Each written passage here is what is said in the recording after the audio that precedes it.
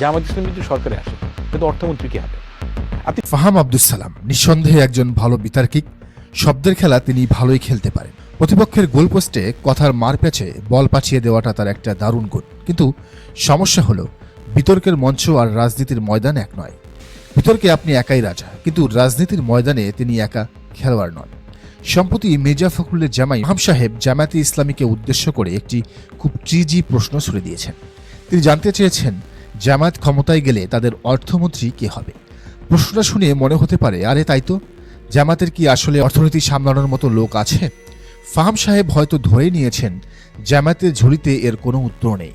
তিনি হয়তো অ্যাজাম্পশন বা ধারণা করে বসে আছেন যে জামায়াত মানেই শুধু স্লোগান আর মিছিল, রাষ্ট্র চালানোর যোগ্যতা তাদের নেই। কিন্তু আজকের ভিডিওতে আমরা ফাহাম সাহেবের এই অ্যাজাম্পশনের পোস্টমর্টেম করব। আমরা দেখব জামায়াত কি আসলেই অপ্রস্তুত, নাকি ফাহাম সাহেব নিজেই তথ্যের বিভ্রাটে আছেন। এবং সবচেয়ে বড় প্রশ্ন, জামায়াতকে প্রশ্ন করা ফাহাম সাহেব কি একই প্রশ্ন তার পছন্দের দল বিএনপির দিকে ছুড়ে দেওয়ার সাহস রাখেন? আসুন লজিক দিয়ে কথা বলি। ফাহাম সাহেব প্রশ্ন করেছেন অর্থমন্ত্রী নিয়ে। তিনি হয়তো ভুলে গেছেন অথবা না জানার ভান করেছেন যে এই বাংলাদেশে আধুনিক অর্থনীতির চাকা যারা ঘুরিয়েছেন তাদের ব্যাকগ্রাউন্ড কি।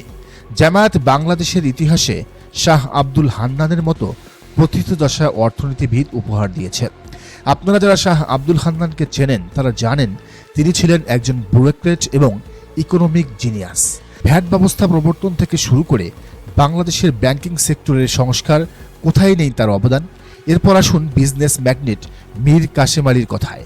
জামায়াত নেতারা কেবল রাজনীতি করেননি, তারা এই দেশে ইসলামী ব্যাংকিংয়ের মতো একটি অধুনা এবং জটিল কনসেপ্টকে বাস্তবে রূপ দিয়েছেন। আজকের দিনে দাঁড়িয়ে ইসলামী ব্যাংক, বড় বড় ইন্স্যুরেন্স কোম্পানি এবং গ্রুপ অফ ইন্ডাস্ট্রিজ যেগুলো বাংলাদেশের অর্থনীতির লাইফলাইন, সেগুলো কারা প্রতিষ্ঠা করেছে?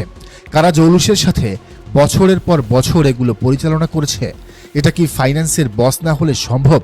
একটা মডার্ন ফাইন্যান্সিয়াল সিস্টেম জিরো থেকে দাঁড় করানো এবং সেটাকে প্রফিটেবল রাখা, এটা কি অদক্ষ লোকের কাজ? ফাহাম সাহেব হয়তো জানেন না অথবা মানতে চান না জামায়াতের থলিতে এমন সব লোক আছেন যারা 3 থেকে 4 টার্ম ধরে অর্থ সচিবের দায়িত্ব পালন করেছেন। অর্থনীতিতে একাডেমিক সাইটেশনে বিশ্বের প্রথম 5 জনের মধ্যে থাকবেন এমন প্রফেসর ও অর্থনীতিবিদও জামায়াতের সাথে যুক্ত আছেন। তাহলে জামায়াতের মন্ত্রী হওয়ার যোগ্য লোক নেই, এই ধারণাটা কি হাস্যকর নয়? তর্কের খাতিরে চলুন ধরে নিলাম ফাহাম সাহেবের কথাই ঠিক, জামায়াতের সেরকম কেউ নেই, জামায়াতের কোনো প্ল্যানিং নেই, তারা প্রিপেয়ার্ড না।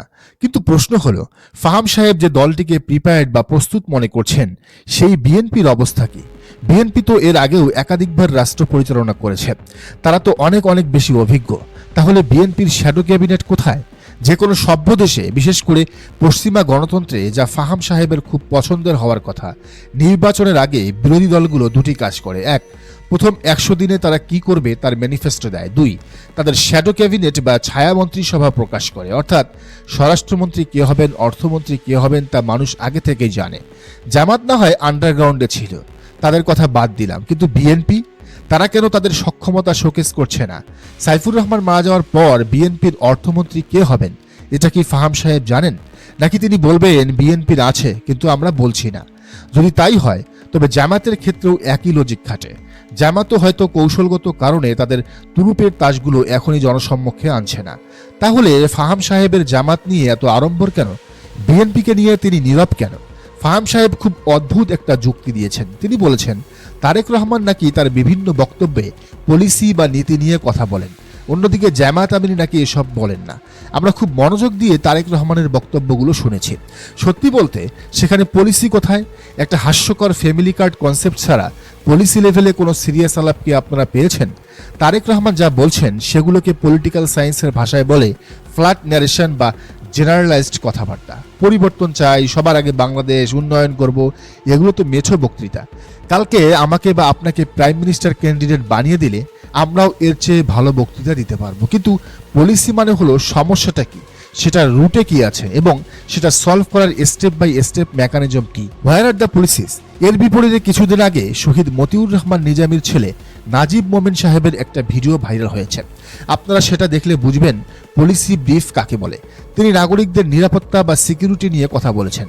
সেখানে কোনো ভেইগ বা অস্পষ্ট কথা ছিল না, ছিল রিয়েল প্রবলেম অ্যানালাইসিস এবং সমাধানের প্রস্তাবনা। একজন বিএনপি নেতাকেও কি আজ পর্যন্ত এভাবে সমস্যার গভীরে ঢুকে কথা বলতে দেখা গেছে? ফাহাম সাহেবের আলোচনাটা শুনতে খুব স্মার্ট মনে হলেও এর ভেতরটা আসলে ফাঁপা। জামাতকে যারা বিএনপির মতো সাধারণ রাজনৈতিক দল ভাবেন তারা ভুল করছেন।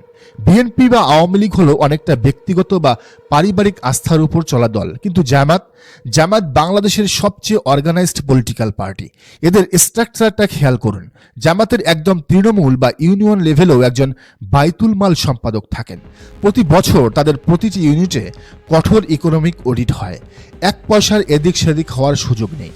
সমস্ত আয় ব্যয়ের ভাউচার মেনটেন করা হয়। অর্থাৎ জামাত শুধু একটা দল নয়, তারা তাদের সংগঠনটিকে পুরো রাষ্ট্রীয় ব্যবস্থাপনার মতো করে সাজিয়েছে। যুগ যুগ ধরে তারা এই প্র্যাকটিস করে অভ্যস্ত।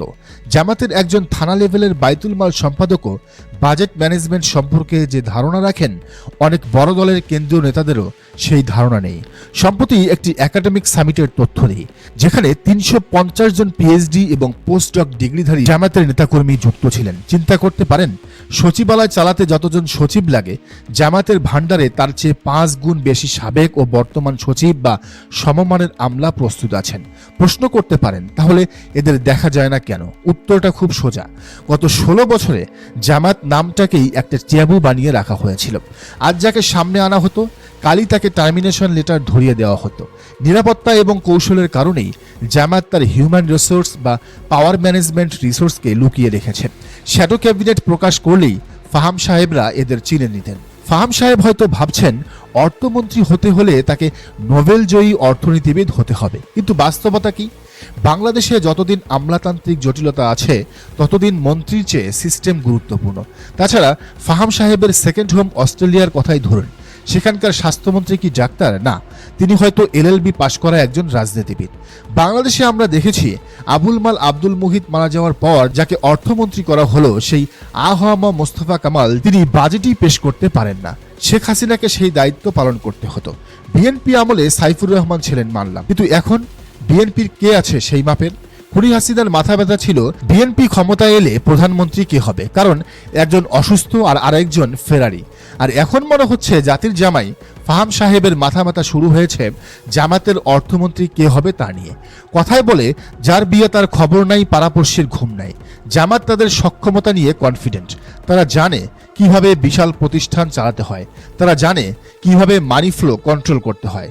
শেষ কথা হলো, ফাহাম আব্দুস সালামের এই প্রশ্নটি আসলে জামাতের অদক্ষতা জানার জন্য নয়, বরং একটি ন্যারেটিভ তৈরি করার জন্য। কিন্তু সেই ন্যারেটিভ ধোপে টেকে না যখন আমরা জামাতের রিসোর্স, তাদের অর্গানাইজেশনাল স্ট্রেংথ এবং তাদের তৈরি করা প্রতিষ্ঠানগুলোর দিকে তাকাই।